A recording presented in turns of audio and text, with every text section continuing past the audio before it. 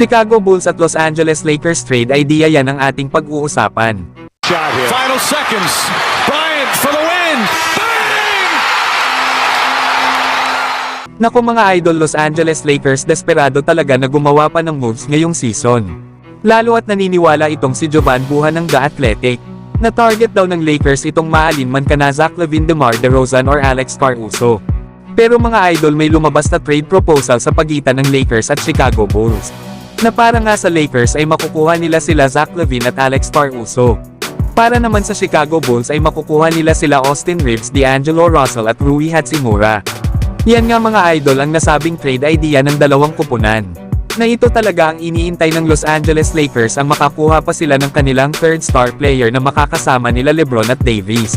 At isa pa ay makukuha din nila ang dati nilang player na si Alex Caruso.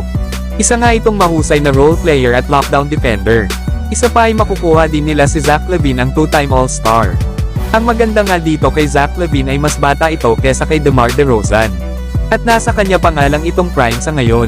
Na tamang-tama nga lang din ito nakapartner ni Davis sakali mang magre-retiro na si LeBron sa NBA sa mga susunod na taon.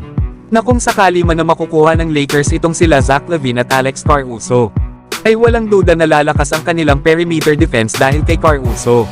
At ganun nga din sa kanilang opensa na dahil nga ito kay Zach LaVine na isang scorer. Nasa kanyang 11 games ngayong season ay may average ito na 21 points, 4 rebounds at 3 assists per game. Na kung gugustuhin lang ni Zach LaVine ay kaya niyang makagawa ng 30 points per game.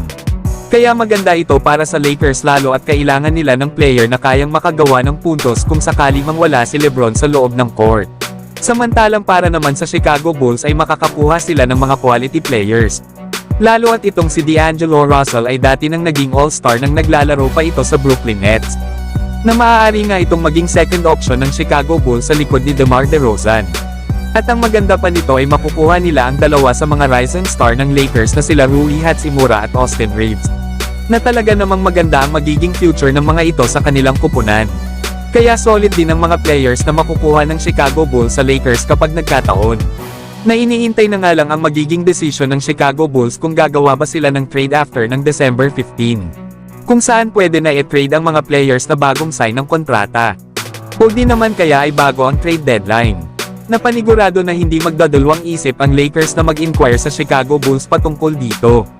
Pero kayo mga idol, ano ang masasabi nyo sa trade idea na ito? So hanggang dito na lang tayo mga idol. At wag nyo naman kalimutan mag-subscribe bilang pagsuporta.